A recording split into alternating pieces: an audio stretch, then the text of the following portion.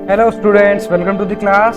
आज का हमारा जो टॉपिक रहने वाला है वो रहेगा रेडियो एक्टिविटी। ठीक है, रेडियो एक्टिविटी को हम आज यहाँ पे डिस्कस करेंगे आपके साथ। तो देखो, सबसे पहले समझते हैं रेडियो एक्टिविटी है क्या।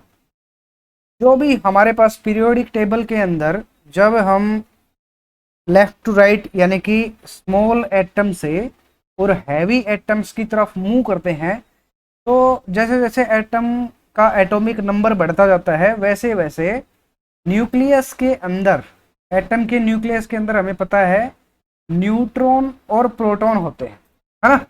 तो न्यूट्रॉन और प्रोटॉन की जो संख्या होती है उनका डिफरेंस बढ़ता चला जाता है।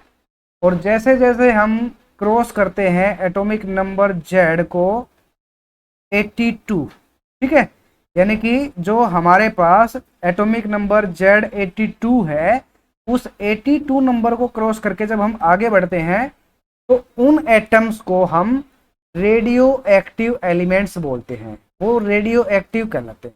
अब क्यों होता है रेडियो एक्टिव वो देखो। अब देखो, न्यूक्लियस के अंदर नंबर ऑफ न्यूट्रॉन्स और नंबर ऑफ प्रोटॉन्स की क्या है, संख्या बढ़ती जाती है। ठीक है, तो न्यूट्रॉन तो क्या होते हैं, न्यूट्रल, इनके ऊपर कोई चार्ज नहीं होता है। लेकिन जो प्रोटॉन्स होते हैं न्यूक्लियस के अंदर, उसके ऊपर पॉजिटिवली चार्ज पार्टिकल होते हैं, वो, है ना। तो वो क्या करेंगे, उनके बीच में जो म्यूचुअली रिपल्सिव फोर्स है वो बढ़ती जाती है। और म्यूचुअली रिपल्सिव फोर्स बढ़ने की वजह से क्या होता है, ये जो न्यूक्लियस होता है ये क्या हो जाता है, अनस्टेबल हो जाता है ना। तो इस न्यूक्लियस की अनस्टेबिलिटी को फिक्स करने के लिए क्या करता है, न्यूक्लियस के अंदर ये जो हमारे पास न्यूट्रॉन्स होते हैं, इन न्यूट्रॉन्स का डिके होना स्टार्ट हो जाता है भी। ठीक है, ये जो न्यूट्रॉन्स है न्यूक्लियस के अंदर, ये क्या करेंगे, न्यूट्रल होते हैं, ना तो इसके ऊपर पॉजिटिव चार्ज होगा ना नेगेटिव चार्ज होगा। तो ये क्या करेंगे, पॉजिटिवली चार्ज पार्टिकल प्रोटॉन और नेगेटिवली चार्ज पार्टिकल इलेक्ट्रॉन के अंदर टूटना शुरू हो जाते हैं भाई। ठीक है, तो ये न्यूक्लियस के अंदर जो प्रोटॉन होगा वो तो न्यूक्लियस के अंदर रह जाता है, और इलेक्ट्रॉन जो है वो न्यूक्लियस के अंदर नहीं रह सकता। तो क्या करेगा, ये जो इलेक्ट्रॉन ब्रेक होता है ये बीटा रेडिएशन की फॉर्म में, बीटा रेडिएशन की फॉर्म में क्या होता है, इमिट होता है। और यही जो है ये रेडिएशन से, रेडियो एक्टिविटी रेडिएशंस की फॉर्म में एलिमेंट्स से बाहर निकलती हैं भाई। ठीक है, तो आइए इसको डिस्कस करते हैं भाई, थोड़ा सा स्टडी कर लेते हैं। तो क्या होता है, इसकी डेफिनेशन बता देते हैं थोड़ी सी, है ना। तो रेडियो एक्टिविटी क्या है,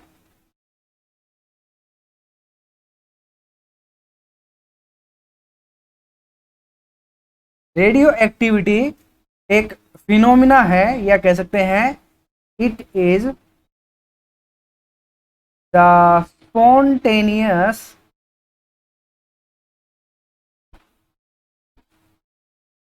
emission of radiation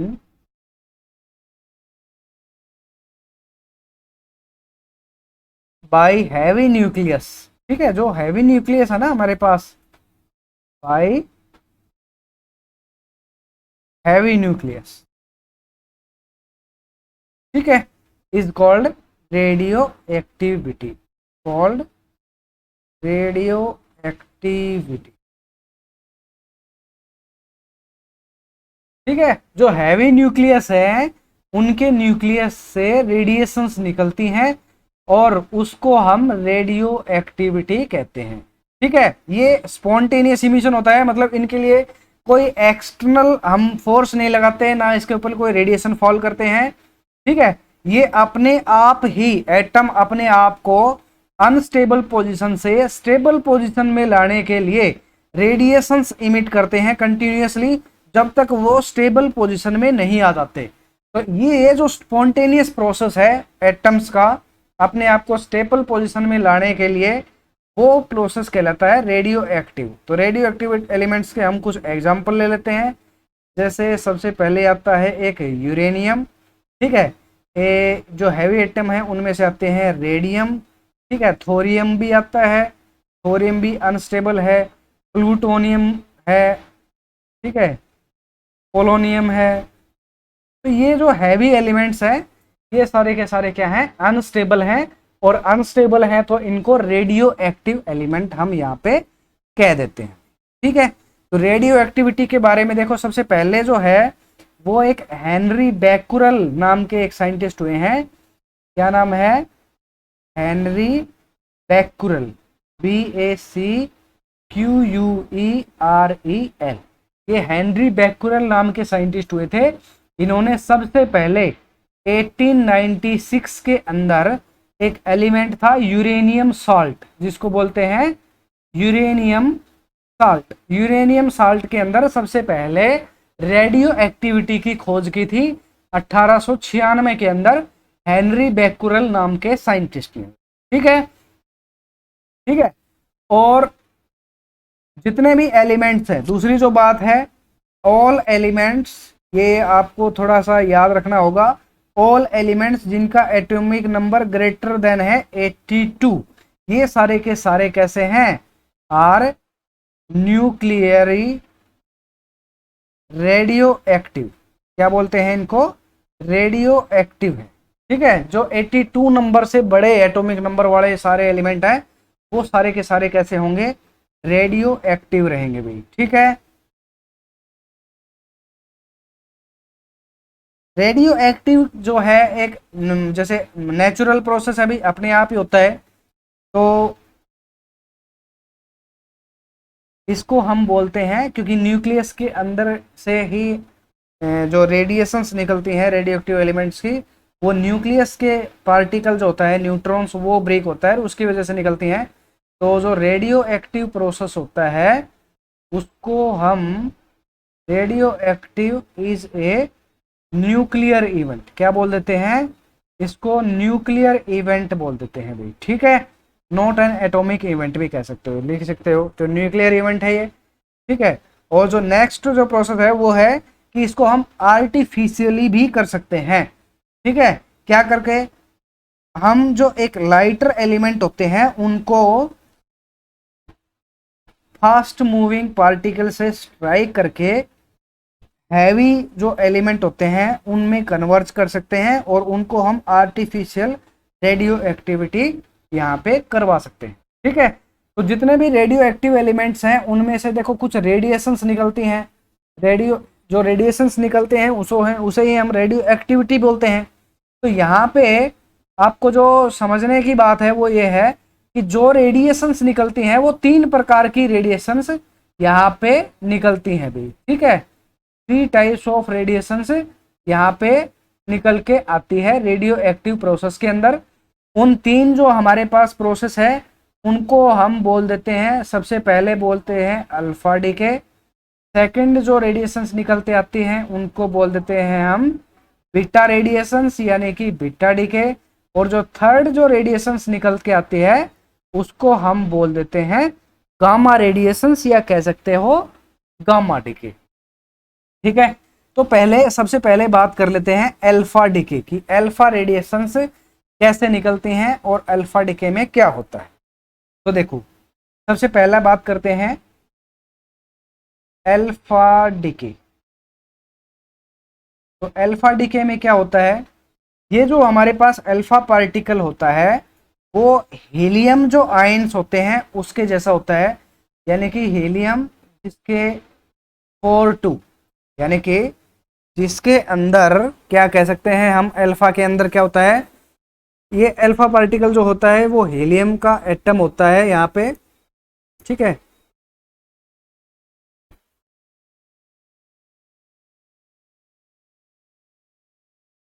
तो यहाँ से एक जनरल इक्वेशन हम कह सकते हैं कि मान लेते हैं जिसका कोई एलिमेंट है जिसका एटॉमिक वेट हमारे पास है A और एटॉमिक नंबर है Z। तो जब ये दूसरे एलिमेंट्स में टूटेगा तो इसके अंदर से एक हीलियम एटम निकल के बाहर जाएगा और कुछ एनर्जी कह सकते हैं, Q इज द एनर्जी, और ये एलिमेंट बन जाएगा। इसका एटॉमिक वेट तो 4 कम हो जाएगा और एटॉमिक नंबर जो है वो 2 कम हो जाएगा, है ना। तो ये है अल्फा पार्टिकल। ठीक है, इस टाइप की जब इसमें अल्फा रेडिएशंस निकलेंगी तो इस टाइप की रिएक्शंस यहाँ देखने को मिलेंगी। फॉर एग्जांपल अगर इसका हम यूरेनियम 238 और 92 लेकर चले तो ये जब इसमें अल्फा रेडिएशन निकलेंगी तो ये थोरियम 234 और 90 में कन्वर्ट हो जाएगा और इसके अंदर से हीलियम 42 बाहर निकलेगा और कुछ अमाउंट ऑफ एनर्जी इसके अंदर से निकल करके जाएगी। ठीक है, तो अल्फा रेडिएशंस की ये एक थोड़ी सी जानकारी थी हमारे पास, है ना। अब इसके बारे में, अल्फा रेडिएशन के बारे में थोड़ा और देख लेते हैं। मास अगर बात करें, चलो मास भी छोड़ दो इसका, ठीक है, बात कर लेते हैं। देखो जो अल्फा पार्टिकल है वो हीलियम का एटम होता है भाई, हीलियम का जैसा ही होता है। तो इसकी जो मतलब अगर कंपैरिजन करके चलें गामा और बीटा के साथ, तो गामा और बीटा का मास जो होता है वो अल्फा पार्टिकल से कम होता है। तो यहाँ पे हम कह सकते हैं कि ड्यू टू लार्ज मास, ठीक है, जिसका मास ज़्यादा होगा मतलब उसका साइज बड़ा होगा, साइज बड़ा होगा तो उसकी पेनिट्रेटिंग जो पावर हो जाएगी वो कम हो जाएगी। ठीक है, हैव लेस पेनिट्रेशन पावर। ठीक है, क्या कह सकते हैं, इसकी लेस पेनिट्रेशन पावर होगी as compare to beta and gamma radiation. ठीक है, बीटा और गामा के कंपैरिजन में अल्फा की जो है वो पेनिट्रेशन पावर जो हो जाएगी वो कम हो जाएगी। ठीक है, और इसकी जो आयनाइजेशन पावर जो होगी, आयनाइजेशन पावर जो होगी वो हो जाएगी क्या, इज लार्जेस्ट। ठीक है, अल्फा और बीटा गामा के कंपैरिजन में, बीटा और गामा के कंपैरिजन में इसकी आयनाइजेशन पावर जो हो जाएगी वो ज़्यादा हो जाएगी। ठीक है, और हम क्या कह सकते हैं कि ये जो अल्फा पार्टिकल्स होते हैं ये फोटोग्राफिक प्लेट को जो है वो अफेक्ट करते हैं। ये अल्फा पार्टिकल्स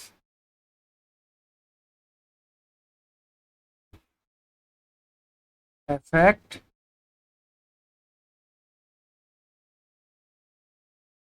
फोटोग्राफिक प्लेट्स, और अल्फा पार्टिकल जो होता है वो हीलियम का मतलब न्यूक्लियस जैसा होता है, हीलियम के जैसा, तो इसके ऊपर चार्ज देखने को मिलता है। तो अल्फा पार्टिकल के ऊपर चार्ज पार्टिकल है तो ये जो है ये क्या होगा, डिफ्लेक्ट होगा। किसकी वजह से, इलेक्ट्रिक एंड मैग्नेटिक। ठीक है, तो मैग्नेटिक फील्ड में अगर इलेक्ट्रिक फील्ड में अल्फा पार्टिकल को रखा जाए तो ये क्या होगा, डिफ्लेक्शन शो करेगा भाई। ठीक है, अल्फा पार्टिकल को अगर ह्यूमन बॉडी के ऊपर फॉल किया जाए तो इसकी वजह से क्या हो जाएगा, बर्निंग इफेक्ट देखने को मिलेगा। ठीक है, तो यहाँ पे हम लिख सकते हैं alpha particles cause burn on human body. ठीक है, ह्यूमन बॉडी के ऊपर क्या हो जाएगा, बर्निंग इफेक्ट यहाँ पे देखने को मिलेगा। ठीक है, और अल्फा पार्टिकल जब भी, अगर अल्फा पार्टिकल को आप स्टॉप कर दे, एक जगह पे स्टॉप कर दे, तो अल्फा पार्टिकल क्या करेगा, हीटिंग इफेक्ट प्रोड्यूस करेगा। ठीक है, तो alpha particle being stopped produce heating effect. ठीक है, ये इसकी कुछ प्रॉपर्टी है अल्फा पार्टिकल के केस। ठीक है, तो अल्फा पार्टिकल के बारे में हम इतना ही डिस्कस करेंगे। ठीक है, ये मोर देन एनफ है, इसके बारे में उसका ऑब्जेक्टिव में आपको देख ले, यहाँ हमें सिर्फ ये पता होना चाहिए था कि आयनाइजेशन पावर सबसे ज़्यादा किसकी होती है, पेनिट्रेशन पावर किसकी सबसे ज़्यादा होती है। ये दो बातें अल्फा पार्टिकल के बारे में, बीटा और गामा के बारे में हमको पता होना चाहिए। ठीक है, तो अब देखो, अब बात करते हैं बीटा पार्टिकल की। दूसरा जो पार्टिकल है मेरे पास वो क्या होता है, बीटा पार्टिकल, तो उसको हमने नाम दिया था बीटा डिके। ठीक है, तो बीटा डिके में क्या होता है,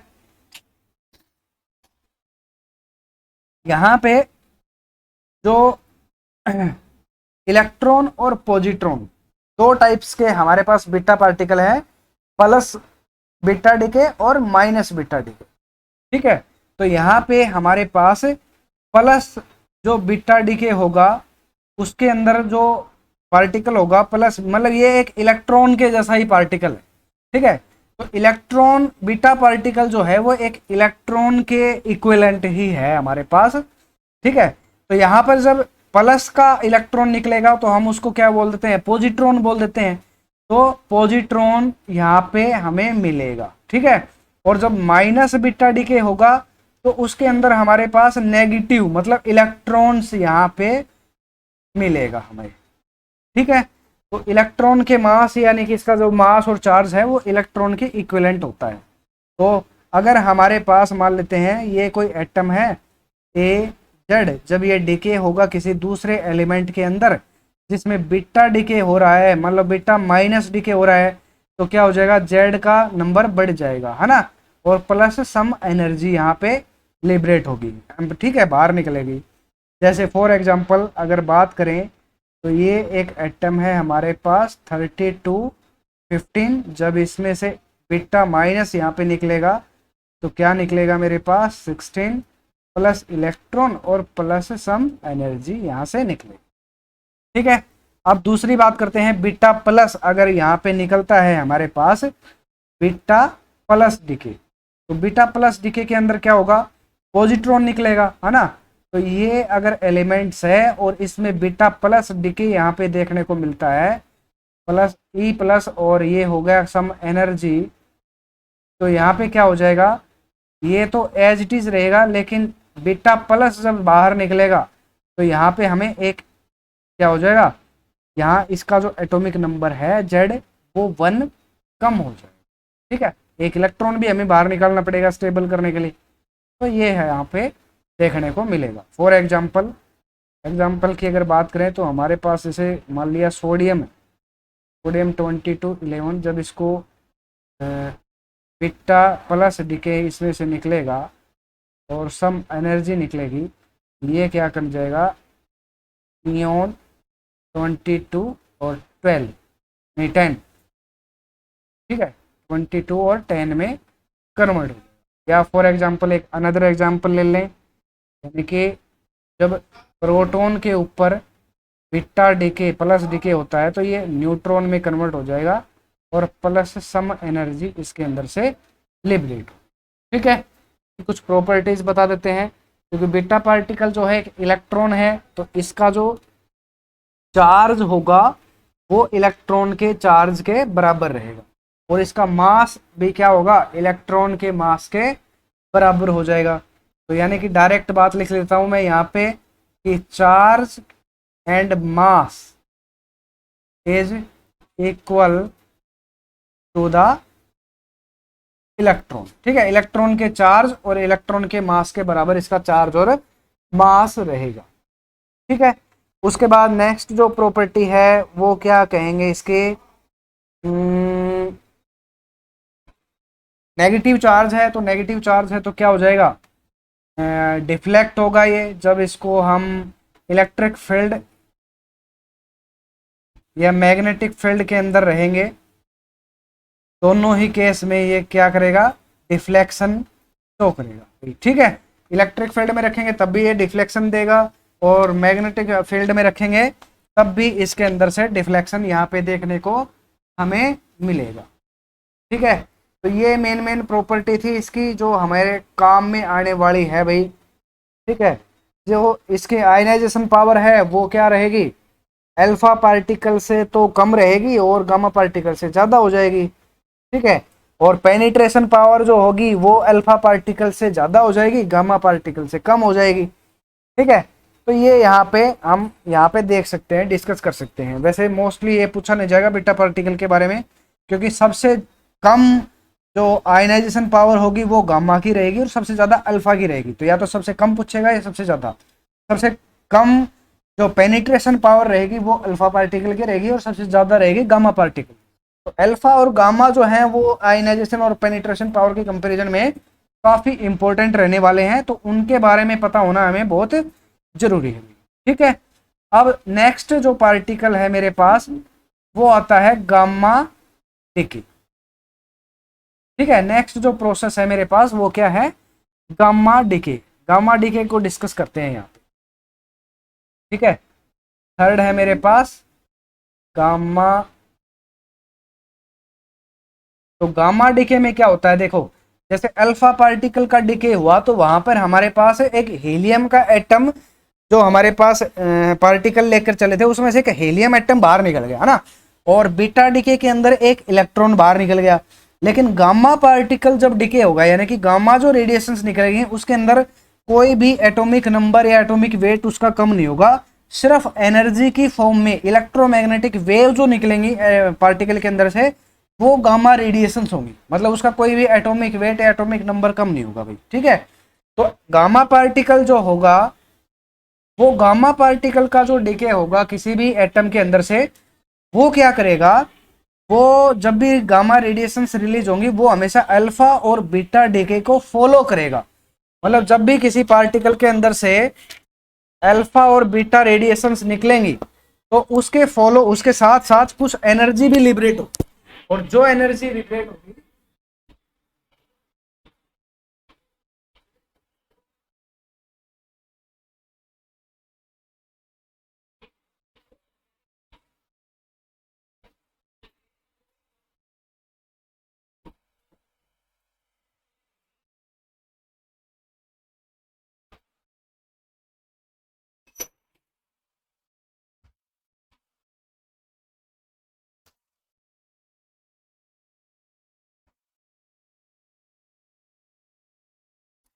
ठीक है, तो गामा रेडिएशंस जो है वो क्या होगा, अल्फा और बीटा पार्टिकल्स जो रेडिएशंस निकलेंगी, पार्टिकल्स निकलेंगे रेडियो एक्टिव डिके प्रोसेस के अंदर, उसको क्या करेगा, वो फॉलो करेगा। उसके साथ साथ जो एनर्जी लिबरेट होती है वो गामा रेडिएशंस होंगी भाई। ठीक है, तो यहाँ पे हम कह सकते हैं कि गामा रेडिएशन से जो होंगी here energy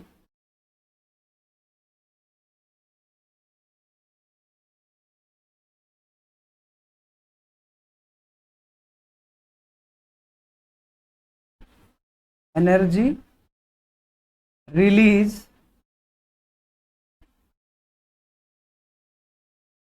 in the form of electromagnetic radiation. ठीक है, ठीक है भाई, और कह सकते हैं कि there is no change in atomic number Z and mass number.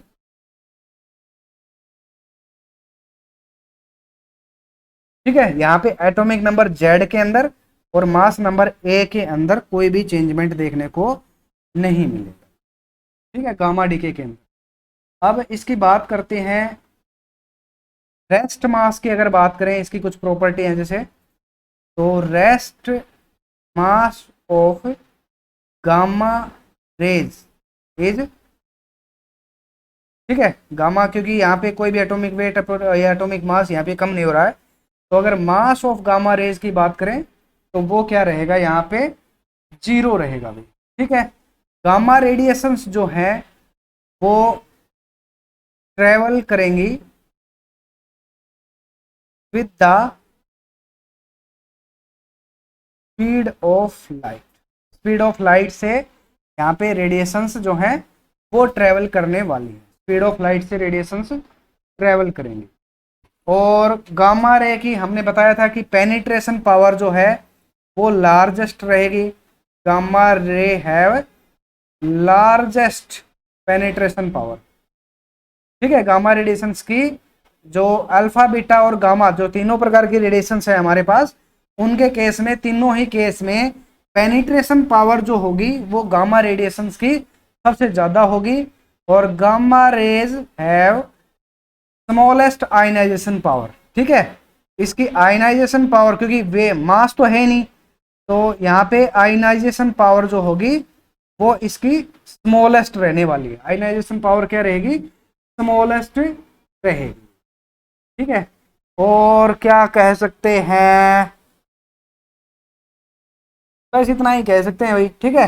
तो गामा रेडिएशन के ऊपर कोई चार्ज नहीं है, तो ये क्या है, इलेक्ट्रिक और मैग्नेटिक फील्ड के अंदर कोई भी डिफ्लेक्शन यहाँ पे देखने को नहीं मिलने वाला है, यानी कि does not affected by electric और मैग्नेटिक फील्ड। ये भी एक प्रॉपर्टी हो सकती है कि gamma rays does not deflected by electric and magnetic field, ठीक है। मैग्नेटिक फील्ड के अंदर या इलेक्ट्रिक फील्ड के अंदर कोई भी किसी भी प्रकार का डिफ्लेक्शन यहाँ पे देखने को नहीं मिलेगा, ठीक है। तो ये प्रॉपर्टी थी रेडियो एक्टिविटी के अंदर जो प्रोसेस होने वाला है, अल्फा बीटा और गामा रेडिएशंस जो इमिट होती है, और तो उनकी ये कुछ प्रॉपर्टीज थी भाई, अल्फा बीटा गामा रेडिएशंस।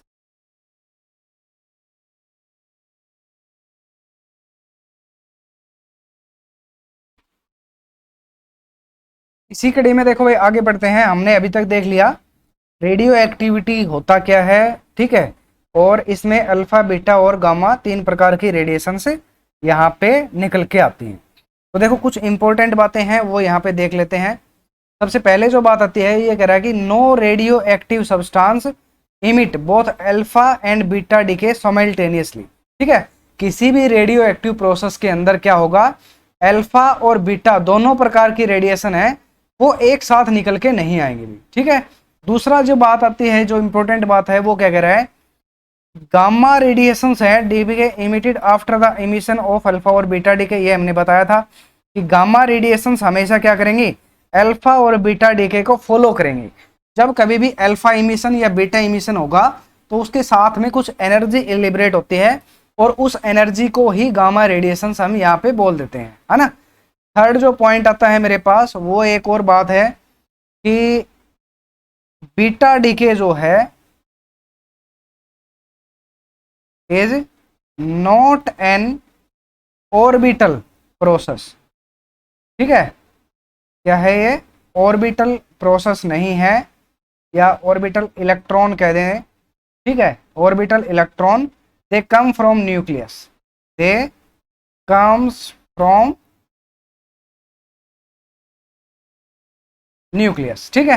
तो बीटा डीके जो है इसके अंदर जो इलेक्ट्रॉन निकल के आता है, हमने बताया था कि जो इलेक्ट्रॉन है वो आउटर ऑर्बिट के अंदर जो इलेक्ट्रॉन रिवॉल्व करता है वो वाला इलेक्ट्रॉन नहीं होता ये बीटा। ये क्या होता है, न्यूक्लियस अनस्टेबल हो जाता है, तो उसकी वजह से क्या होता है, न्यूक्लियस के अंदर जो न्यूट्रॉन होगा वो अपने आप को ब्रेक करेगा, किसमें, प्रोटॉन और इलेक्ट्रॉन की फॉर्म में। तो इलेक्ट्रॉन जो है वो न्यूक्लियस में क्या रहेगा, रहेगा नहीं, अनस्टेबल होगा। तो वो इलेक्ट्रॉन को क्या करते हैं, बाहर निकालते हैं इन द फॉर्म ऑफ रेडिएशन, और ये रेडिएशंस बीटा डीके की फॉर्म में यहाँ पे निकल के हमने देखने को मिलती है, ठीक है। और नेक्स्ट जो बात आती है वो वही है कि जो हमारे पास यहाँ एक बार समझ लेते हैं कि नेक्स्ट क्या है, न्यूट्रॉन इन द न्यूक्लियस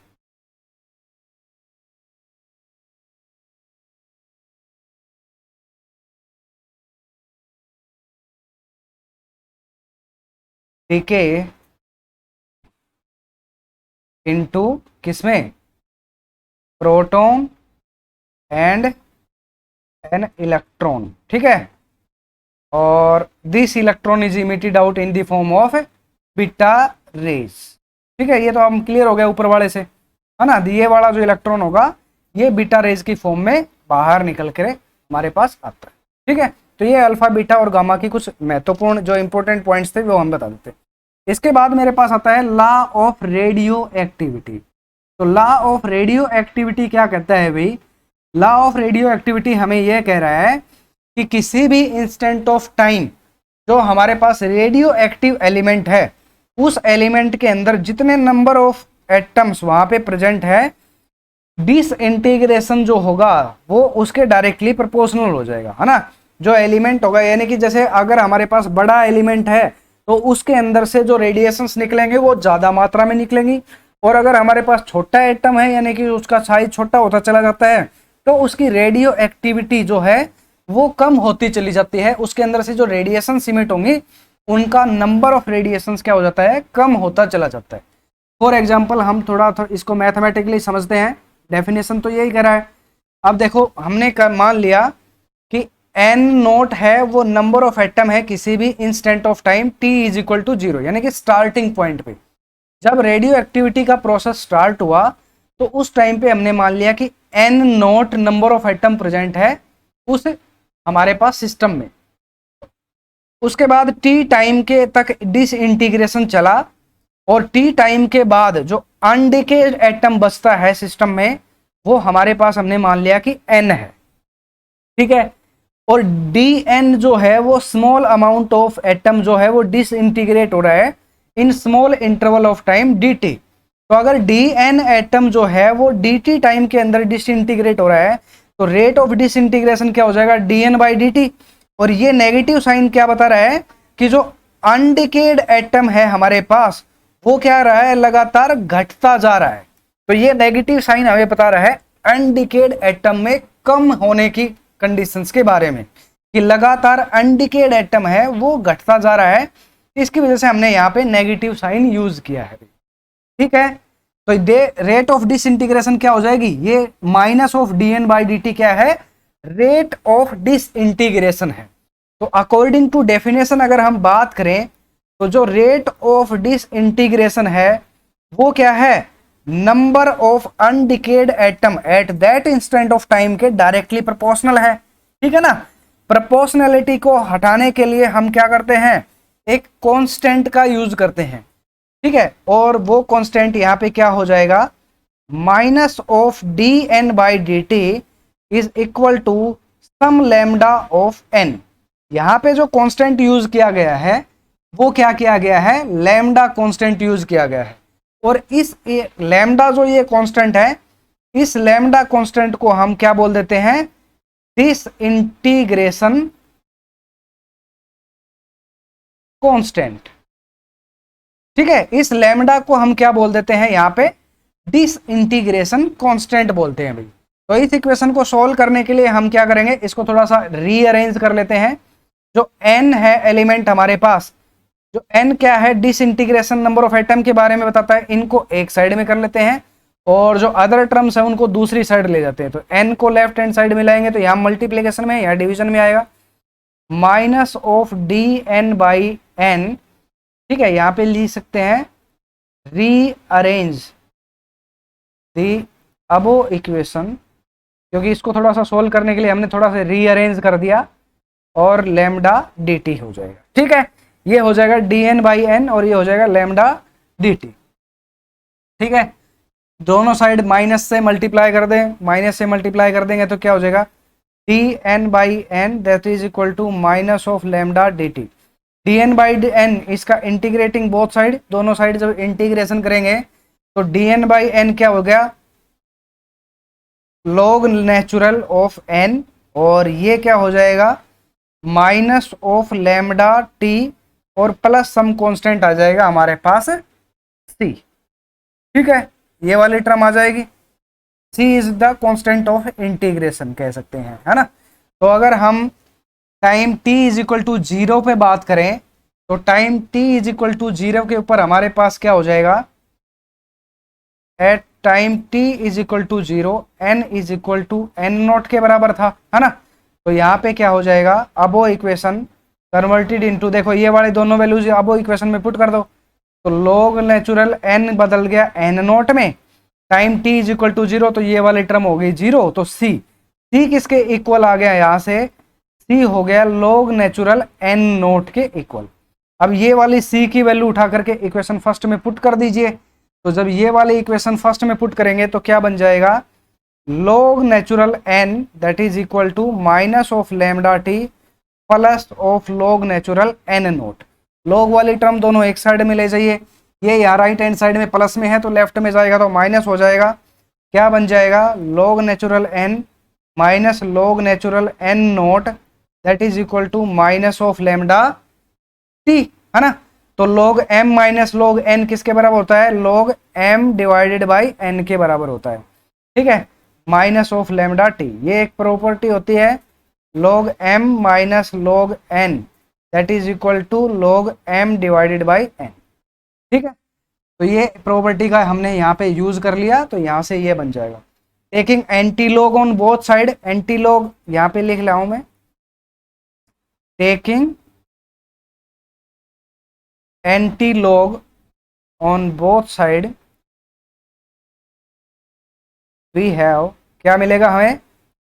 यहां से बन जाएगा n divided by n naught, और यहाँ पे बन जाएगा exponential minus of lambda T, ठीक है।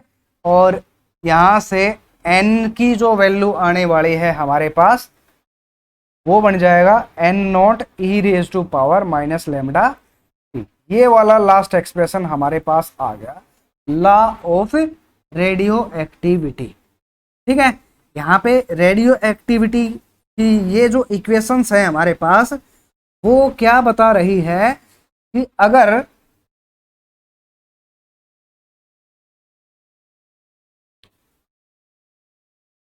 यहाँ पे क्या बन जाएगा, e की पावर n जो है वो प्रोपोर्शनल है, एक्सपोनेंशियल है ना, e की पावर माइनस लेमडा टी। जब t को टेंस करवाएंगे इन्फिनिटी पे तो जो n की वैल्यू हो जाएगी हमारे पास वो क्या हो जाएगी? 0 हो जाएगी भाई, ठीक है। तो ये एक्सपोनेंशियली एक डिकेइंग प्रोसेस हो जाएगा। तो हम अगर इसको ग्राफिकली रिप्रेजेंटेशन देना चाहें तो ये कुछ इस टाइप से हमारे पास रिप्रेजेंटेशन देगा। इधर टाइम को रिप्रेजेंटेशन दे देंगे और यहाँ पे नंबर ऑफ एटम, अनडिकेड एटम कह सकते हैं, है ना। तो हम इसको यहाँ लिख देंगे नंबर ऑफ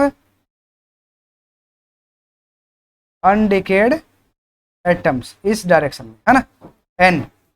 तो यहाँ पे देखो इंस्टेंट ऑफ टाइम जब t इज इक्वल टू 0 था तो n is equal to n naught था। जैसे जैसे टाइम को बढ़ाएंगे ये एक्सपोनेंशियली डिके हो जाएगा और t को इन्फिनिटी को टेंस करवाएंगे तो ये क्या हो जाएगा? 0 को टेंस कर जाएगा, है ना। तो इस तरह से ये डिकेइंग प्रोसेस यहाँ पे देखने को मिलेगा, ठीक है। तो इस तरह से ये डिके करता हुआ चला जाए।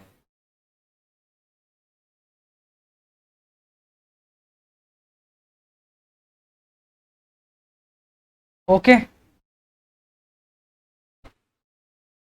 ये वाली टर्म्स यहाँ पे हमारे पास निकल के आई हैं।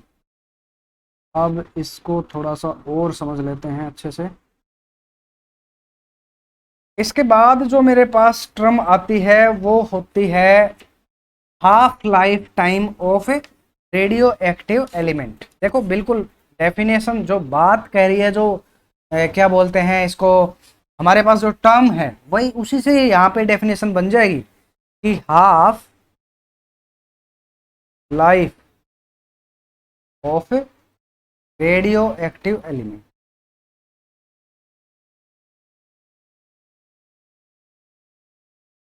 रेडियो एक्टिव एलिमेंट की हाफ लाइफ, तो डेफिनेशन भी यहीं से बन जाएगी भाई। हाफ लाइफ क्या होगा? मतलब आधा उसका लाइफ समाप्त हो जाए। तो वो टाइम, जिस टाइम के बाद जो रेडियो एक्टिव एलिमेंट हम इनिशियल टाइम पे लेके चले थे, तो जितने इंटरवल ऑफ टाइम के बाद हाफ एटम क्या हो जाए? डिसइंटीग्रेट हो जाए, उस टाइम को क्या बोलेंगे? Half life time of that element बोल देंगे, ठीक है ना। सिंपल सी डेफिनेशन है, आप यहाँ से बना सकते हैं, अपनी लैंग्वेज में भी बना लेना।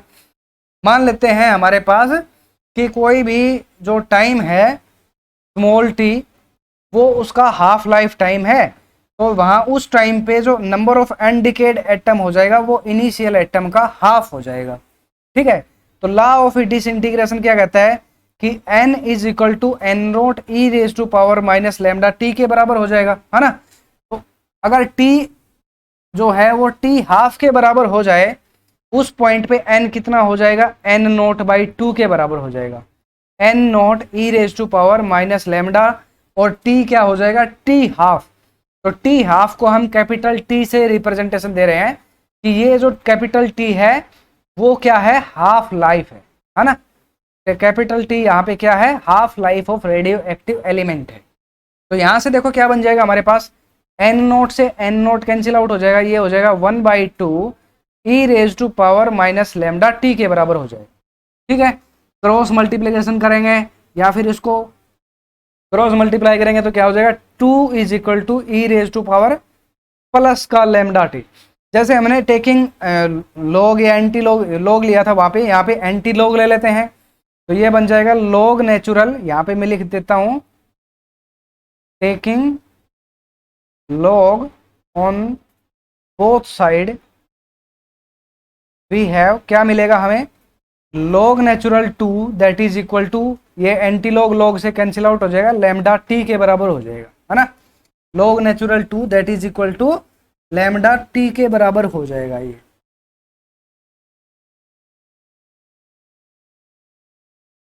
तो लैम्डा 2 टी की वैल्यू क्या हो जाएगी, लैम्डा टी, तो नेचुरल log 2 जो होगा वो क्या हो जाएगा, 2.303 log बेस 10 ऑफ 2 के बराबर हो जाएगा, है ना। log बेस 10 ऑफ 2 के बराबर ये वैल्यू होती है। log बेस 10 को हम नॉर्मली log में ही लिख देते हैं, तो ये क्या हो जाएगा 2.303, और log बेस 10 2 की वैल्यू जो होती है वो आप याद भी रख लेना 0.3010 होती है।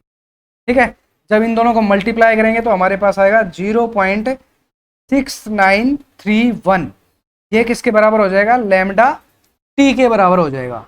ठीक है, और लैम्डा कैपिटल टी था, सॉरी ये मैंने स्मॉल टी, यहाँ पे मैं लगभग स्मॉल टी ही लिख दिया मैंने, यहाँ पे ये आएगा कैपिटल टी, सब जगह मैंने इसको स्मॉल की फॉर्म में लिख दिया। स्मॉल टी तो हमारे पास क्या था, टाइम पीरियड, और कैपिटल टी क्या था हमारे पास, हाफ लाइफ टाइम, तो ये कैपिटल टी है यहाँ पे। ठीक है, तो ये कैपिटल टी जो है यानी कि हाफ लाइफ, ये कितने हो जाएगी 0.6931 डिवाइडेड बाई लैम्डा यानी कि डिसइंटीग्रेशन कांस्टेंट।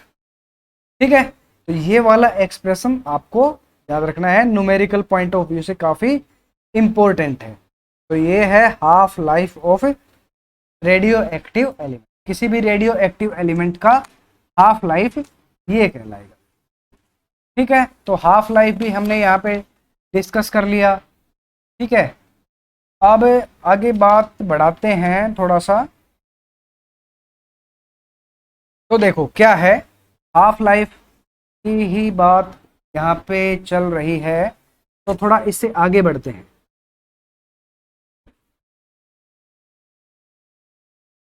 तो देखो, जो फर्स्ट मान लेते हैं t इज इक्वल टू 0 पे बात करें, तो जो number of n decayed atom था वो हमारे पास कितना है, n नोट है। ठीक है, अगर t में लेके चलूं फर्स्ट हाफ लाइफ, तो फर्स्ट हाफ लाइफ के बाद एटम कितना बचेगा मेरे पास, n नोट बाई 2। ठीक है, फिर इसके बाद अगर सेकंड हाफ लाइफ की बात करूं मैं, तो 2 times of second half life, मतलब ठीक है, अगर अगेन इसका हाफ मतलब इसका और हाफ हो जाएगा, तो n नोट बाई 2, और इसका फिर से हाफ हो जाएगा, है ना। सेकंड हाफ में बात करें तो मैं लिख सकता हूं n नोट और 1/2 की पावर 2। ठीक है, यही हो जाएगा। फिर इसी तरह से मेरे पास अगर थर्ड हाफ लाइफ मैं फिर से लूं, मतलब इसका फिर से हाफ हो जाएगा, तो 1/2 टाइम्स ऑफ किसका, n नोट बाई 2 इंटू 1/2, यानी कि मैं इसको लिख सकता हूं n नोट 1/2 की पावर 3। ठीक है, तो इसी सीक्वेंस में अगर हम nth हाफ लाइफ की अगर बात करें, यानी कि इसी सीक्वेंस में अगर n बार इसका हाफ टाइम सम कर दें, ठीक है, तो क्या हो जाएगा, ये n नोट मल्टीप्लाई बाई 1/2 की पावर स्मॉल n। ठीक है, ये इसके इक्विवेलेंट हमारे पास ये टर्म यहाँ पे निकल के आएगी। ठीक है, तो nth हाफ लाइफ टाइम हमारे पास जो एटम का हो जाएगा वो कितना हो जाएगा, n divided by n multiply by 1/2 raise to power n के बराबर हो जाएगा। ठीक है, n क्या है यहाँ पे, नंबर ऑफ टाइम। ठीक है, number of half life, number of half life यहाँ पे कह सकते हैं। तो देखो ये t क्या है, टाइम, टोटल टाइम है ना, और t हाफ मेरे पास क्या है, हाफ लाइफ। ठीक है, तो ये वो टाइम था जो टाइम ऑफ डिसइंटीग्रेशन हो रहा है, ये टाइम है हाफ लाइफ टाइम। तो अगर n is the number of disintegration है, जितने नंबर ऑफ डिसइंटीग्रेशन, जितनी बार डिसइंटीग्रेशन हुआ वो है ये, तो ये किसके बराबर हो जाएगा, total time divided by T half के बराबर हो जाएगा, है ना। देखो number of time of disintegration multiply by T half, तो ये क्या हो जाएगा, टोटल टाइम के बराबर आ जाएगा, ठीक है ना। Number of time of disintegration को जब हाफ लाइफ टाइम से मल्टीप्लाई करेंगे तो क्या हो जाएगा, हमारे पास टोटल टाइम यहाँ पे निकल के आ जाएगा। तो जो n है ये क्या हो जाएगा, total number of time of disintegration क्या हो जाएगा, total time divided by T half के बराबर हो जाएगा। तो यहां से जो अगर हम number of n decayed atom निकालना चाहें after n half life times, तो वो किसके बराबर हो जाएगा, वो देखो n हाफ लाइफ टाइम्स जो होगा वो हो जाएगा n is equal to n naught 1/2 of n। तो ये इक्वेशन होगी number of n decayed atom after n half life times. और इसको अगर हाफ लाइफ टाइम या एवरेज टोटल टाइम की टर्म में निकलना चाहें तो स्मॉल m किसके बराबर था हमारे पास, t by capital T half के बराबर। तो ये वाली वैल्यू यहाँ पुट कर सकते हैं हम। तो एक और मैथमेटिकल इक्वेशन मेरे पास आती है 1/2 t divided by t half, ठीक है। तो ये जो इक्वेशंस हैं ये सारी की सारी इक्वेशंस आपको बिल्कुल क्लियर होने चाहिए, ठीक है। और ये सारी इक्वेशंस आपका जब मैथमेटिकल कैलकुलेशन करेंगे, न्यूमेरिकल इक्वेशंस को सोल्व करेंगे, तो वहां पे ये सारी के सारी इक्वेशन आपके काफी काम आने वाली है,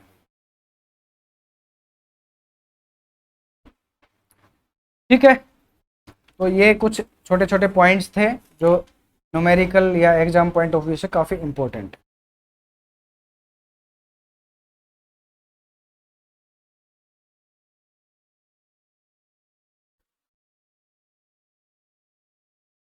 नेक्स्ट जो हमारे पास टर्म आती है वो हम कह सकते हैं मीन लाइफ और the average life on an atom, ठीक है, रेडियो एक्टिव एलिमेंट। देखो मीन लाइफ और एवरेज लाइफ क्या होती है, तो हम यहाँ से थोड़ा सा एक्सप्लेन करके देखते हैं भाई। तो मैं यहाँ लिख रहा हूँ मीन लाइफ, इसको हम टाउ से रिप्रेजेंटेशन देते हैं। तो मीन लाइफ क्या हो जाएगी भाई, the time for which the radio active materials remain active, ठीक है। जितने टाइम के लिए जो रेडियो एक्टिव एलिमेंट है हमारे पास एक्टिव स्टेट में रहेगा, उस लाइफ टाइम को हम उसका मीन लाइफ कह देते हैं, ठीक है। तो सिंपल भाषा में मैं लिख रहा हूं यहाँ पे the time for which A radio active element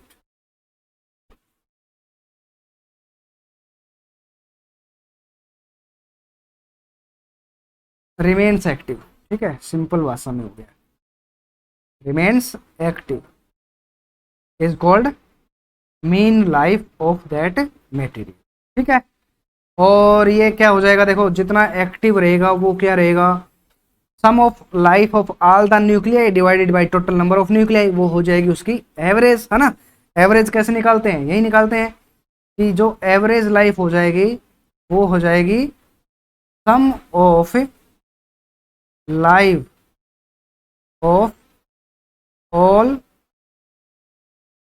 nuclei और divided by total number of nuclear, ठीक है।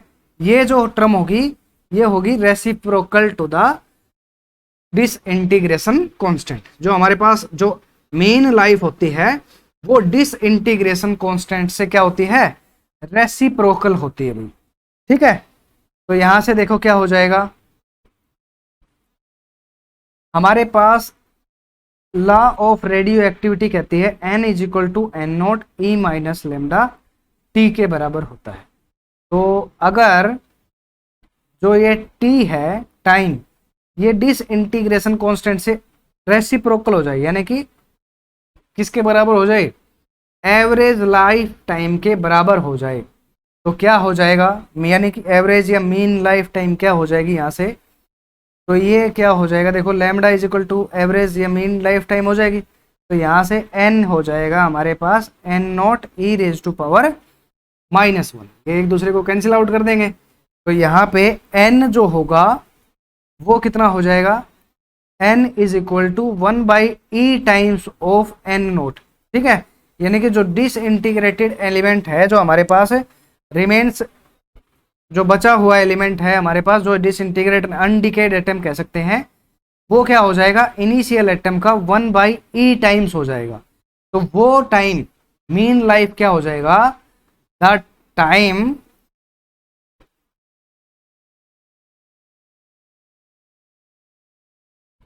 इन which number of undecayed atoms become 1/e time of original number of atom, ठीक है ना, ओरिजिनल नंबर ऑफ, ठीक है, किसके बराबर हो जाएगा, 1/e times of original number of atoms के बराबर हो जाएगा, तो वो टाइम इंटरवल क्या कहलाएगा, mean life of that radio active element कहलाएगा, ठीक है। अब देखो हमें पता है हाफ लाइफ टाइम जो होता है वो किसके बराबर होता है, 0.6931 ऑफ लैम्डा के बराबर होता है ना। अब यहां से 1/λ की वैल्यू क्या हो जाएगी, तो 1/λ हो जाएगा T half divided by 6931, that is equal to 1/λ के बराबर हो जाएगा, है ना। तो 1/λ कितना होता है, 1/λ किसके बराबर होता है, मीन लाइफ के बराबर होता है, तो यहां से 1/λ जो होगा उसको मैं लिख सकता हूं टाउ, टाउ क्या होता है, मीन लाइफ, वो किसके बराबर हो जाएगा, टी हाफ डिवाइडेड बाई 6931, जब इसको सोल्व करेंगे तो हमारे पास आएगा 1.44 ऑफ टी हाफ, है ना, ये क्या हो जाएगा, यानी कि हमारे पास जो मीन लाइफ की जो वैल्यू है, वो जो मीन लाइफ है हमारे पास वो 1.44 टाइम्स हो जाएगा टी हाफ से, ठीक है, मीन लाइफ जो है वो 1.44 टाइम्स हो जाएगा किससे, हाफ लाइफ टाइम से, ठीक है। तो ये वाला भी एक लास्ट रिजल्ट था हमारे पास, मीन लाइफ या एवरेज लाइफ कह सकते हैं, एवरेज लाइफ और हाफ लाइफ टाइम जो है एलिमेंट की, उन दोनों के बीच का रिलेशंस, ठीक है। तो इसके बेस भी हमारे पास न्यूमेरिकल देखने को एग्जाम में मिल सकते हैं, कॉम्पिटिटिव एग्जाम्स की आप तैयारी कर रहे हो तो उसमें यहाँ से भी न्यूमेरिकल्स आपको देखने को मिलेंगे भी, ठीक है। अब देखो एन जो एक्टिविटी, यहाँ पे हमने रेडियो एक्टिव एलिमेंट की जो एक्टिविटी की अगर हम बात करें तो एक्टिविटी क्या होगी वो अब यहां से देख लेते हैं। देखो क्या है, एन हमारे पास क्या होता है, N is equal to N naught E raise to power -λ T के बराबर हो जाएगा, है ना। तो यहां से N divided by N naught is equal to E raise to power -λ T के बराबर हो जाएगा, ठीक है। तो ये यहाँ पे है डिसइंटीग्रेटेड एलिमेंट्स, है ना, तो इसको ये एक्टिविटी के बराबर होंगे भाई, जो हमारे पास एक्टिविटी होगी, rate of disintegration the count rate of sample of the radio active element, जो काउंट रेट ऑफ सैंपल है रेडियो एक्टिव एलिमेंट का, उसको हम एक्टिविटी ऑफ द सैंपल बोल देते हैं, और वो डायरेक्टली प्रोपोर्शनल होता है number of atom left and decay in the sample, ठीक है। यानी कि जो एक्टिविटी ऑफ द एलिमेंट जो होगी वो डायरेक्टली प्रोपोर्शनल होगी number of atom and decayed in the sample, यानी कि जो A divided by A naught होगा वो इक्वल होगा N divided by N naught के, और वो e raise to power -λ T के बराबर हो जाए, ठीक है। तो कई बार एक्टिविटी, आपका जो कॉम्पिटिटिव एग्जाम्स में क्वेश्चंस आते हैं उनके अंदर एन नोट या नंबर ऑफ डिसइंटीग्रेट एलिमेंट ना दे करके आपको क्या दे देता है, एक्टिविटी दे देता है। तो एक्टिविटी जो ए नोट होगा, देखो प्रोपोर्शनलिटी को हटाने के लिए हम एक कांस्टेंट यूज करते हैं, वो क्या होता है, लैम्डा होता है। तो ए जो होगा वो लैम्डा एन के बराबर हो जाएगा, उसी तरह से ए नोट जो होगा वो लैम्डा एन नोट के बराबर हो जाएगा। ठीक है, तो अगर इसी इक्वेशन को हम एक्टिविटी की टर्म में लिखना चाहे तो क्या हो जाएगा, A is equal to A naught E raise to power minus lambda T. तो ये एक्टिविटी इक्वेशन भी हो जाएगी एक्टिविटी की टर्म में। तो जिस तरह से जो एलिमेंट डिसइंटीग्रेट होता है एक्सपोनेंशियली, उसी तरह से जो एक्टिविटी होगी रेडियो एक्टिव एलिमेंट की, वो उसका भी जो ग्राफ आएगा वो एक्सपोनेंशियली डिकेइंग नेचर का ही हमें यहाँ पे देखने को मिलेगा भाई। ठीक है, तो ये कुछ इंपॉर्टेंट हमारे पास मैथमेटिकल एक्सप्रेशन थे radio activity of the radio active element की कोरस्पॉन्डिंग। ठीक है, नेक्स्ट जो हमारे पास लेक्चर रहेगा उसमें हम इसके संबंधित न्यूमेरिकल्स पे चर्चा करेंगे भाई। तो यहाँ अभी इतना ही है।